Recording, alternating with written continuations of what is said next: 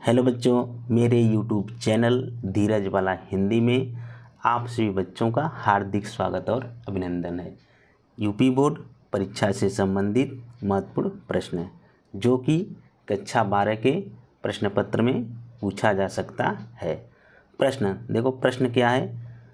प्रकृति के सुकुमार कवि कहलाते हैं। प्रश्न क्या है? प्रकृति के सुकुमार कवि कहलाते हैं। Option A Suryakant Tripathi Nirala, option B Sumitra Nandan Pant, option C Jaishankar Prasad और ऑप्शन डी महादेवी वर्मा। ठीक है, ऑप्शन डी क्या है? महादेवी वर्मा। ठीक, प्रश्न क्या है? प्रकृति के सुकुमार कवि कहलाते हैं, तो ऑप्शन बी सही है। ठीक, प्रश्न अगला प्रश्न देखते हैं। तार सप्तक के प्रवर्तक हैं। प्रश्न क्या है? तार सप्तक के प्रवर्तक हैं।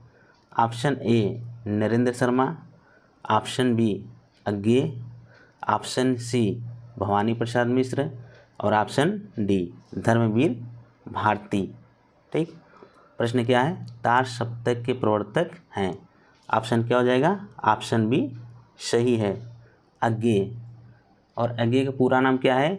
सच्चिदानंद हीरानंद वात्स्यायन अज्ञे। ठीक है, तो हम चलते हैं अगले प्रश्न पर।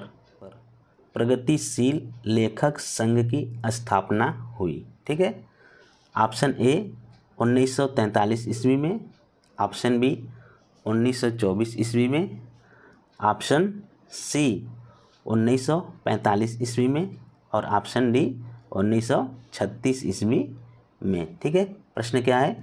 प्रगतिशील लेखक संघ की स्थापना हुई। ठीक है, तो ऑप्शन डी हमारा सही है। क्या है? सन 1936 ईस्वी में। ठीक है, प्रगतिशील लेखक संघ की स्थापना कब हुई? सन 1936 ईस्वी में। ठीक, अगला प्रश्न क्या है? निम्नलिखित में से कौन छायावादी कवि है? ठीक है, निम्नलिखित में से कौन छायावादी कवि हैं? Option A Suryakant Tripathi Nirala, option B Bhushan, option C Bihari और ऑप्शन डी रामधारी सिंह दिनकर। ठीक है, प्रश्न क्या है? निम्नलिखित में से कौन छायावादी कवि है? ठीक है, तो ऑप्शन ए हमारा सही है, सूर्यकांत त्रिपाठी निराला। ठीक है, प्रश्न क्या है? कठिन काव्य के प्रेत कहे जाते हैं। Option A Bhushan, option B Dev और ऑप्शन सी क्या है? Alam, option D Keshav. ठीक है, प्रश्न क्या है? कठिन काव्य के प्रेत कहे जाते हैं। ठीक है, ऑप्शन डी सही है, केशव। ठीक है, केशव दास कठिन काव्य के प्रेत कहे जाते हैं, केशव। ठीक, अगला प्रश्न, अष्टछाप के कवि हैं। अष्टछाप के कवि हैं। अष्टछाप में मतलब अष्टछाप में 8 कवि होते हैं। ठीक है, तो प्रश्न क्या है? अष्टछाप के कवि हैं। Option A Bihari, option B Keshavdas, option C Surdas और ऑप्शन डी देव। ठीक है, अष्टछाप के कवि हैं। ठीक है, तो ऑप्शन सी सही है, सूरदास। ठीक, देखो अगला प्रश्न, श्री रामचरितमानस के रचनाकार हैं। प्रश्न क्या है? श्री रामचरितमानस के रचनाकार हैं। Option A Surdas, option B Tulsidas, option C Keshavdas और ऑप्शन डी नाभा दास। प्रश्न क्या है? श्री रामचरितमानस के रचनाकार हैं। ठीक है, तो ऑप्शन बी सही है, तुलसीदास। ठीक है, ऑप्शन बी क्या है? तुलसीदास। अगला प्रश्न देखो, प्रिय प्रवास के रचनाकार हैं। प्रश्न क्या है? प्रिय प्रवास के रचनाकार हैं। Option A Jagannath Das Ratnakar, option B Jaishankar Prasad, option C Ayodhya Singh Upadhyay Hariaudh और ऑप्शन डी केशव दास। ठीक है, देखो प्रिय प्रवास के रचनाकार हैं। ठीक है, तो ऑप्शन सी सही है, अयोध्या सिंह उपाध्याय हरिऔध। ठीक है। प्रिय प्रवास के रचनाकार कौन है?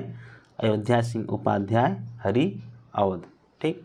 अगला प्रश्न क्या है? कथा सम्राट किसे कहा जाता है? प्रश्न क्या है? कथा सम्राट किसे कहा जाता है? Option A Jaishankar Prasad, option B Munshi Premchand, option C Keshavdas और ऑप्शन डी सूरदास। ठीक है। प्रश्न क्या है? कथा सम्राट किसे कहा जाता है? ठीक है, तो ऑप्शन बी सही है, मुंशी प्रेमचंद जी को। ठीक है, कथा सम्राट किसे कहा जाता है? मुंशी प्रेमचंद को। ठीक। देखो अगला प्रश्न, आदिकाल को वीर गाथा काल किसने कहा है? आदिकाल को वीर गाथा काल किसने कहा है? Option A Acharya Hazari Prasad Dwivedi, option B Acharya Mahavir Prasad Dwivedi, option C doctor Ramkumar Verma और ऑप्शन डी आचार्य रामचंद्र शुक्ल। ठीक है। प्रश्न क्या है? आदिकाल को वीरगाथा काल किसने कहा है? तो ऑप्शन डी सही है, आचार्य रामचंद्र शुक्ल। ठीक है, ऑप्शन डी सही है, आचार्य रामचंद्र शुक्ल। ठीक। वीडियो को लाइक करके चैनल को सब्सक्राइब कर दीजिए।